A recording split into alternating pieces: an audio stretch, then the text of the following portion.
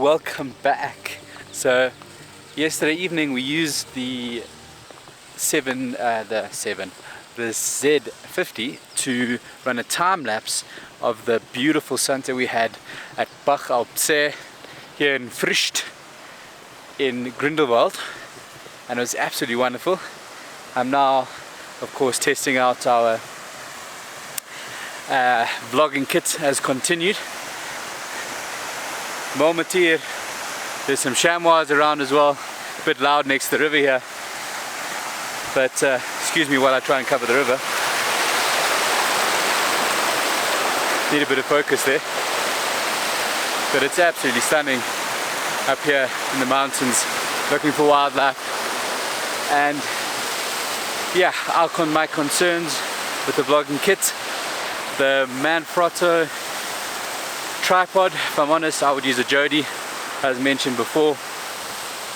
The flip down screen, I can't see if it's recording or not because the small rig L bracket unfortunately covers just that small slither at the top of the screen, which means you can't see if you're actually recording, and it's a bit of a pain if I'm honest. So if I have to rate it out of 10 being unattainable, but I'd have to put this down at a 5 or a 6. And I was hoping to use it in a capacity for wildlife photography as well while we were traveling around Malmetier, chamois, steinbock, birds, and the digital viewfinder unfortunately lags a bit, so it's a bit slow.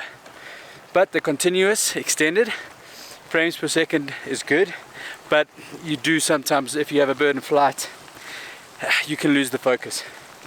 So again, for wildlife it's alright, but not the best. And then again, I'm comparing it to some of the best, you know, your D500s or perhaps even your D810, but it just doesn't match.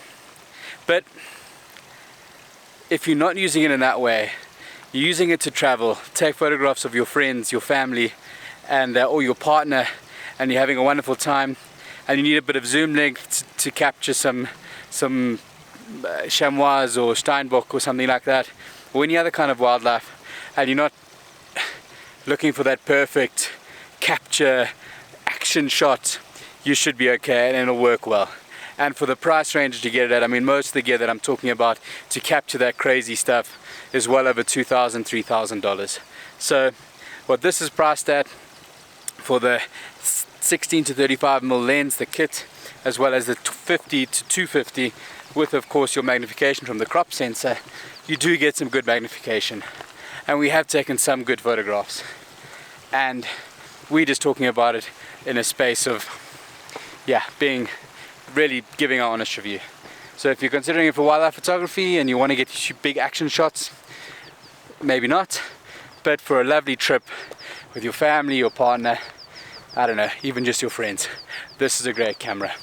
So there you have it. That's our honest review here from CM Travels. Thank you so much for joining us. We look forward to seeing you in the next one. Perhaps we'll see you on one of our amazing trips soon. Man, it's a beautiful day. Have a good one.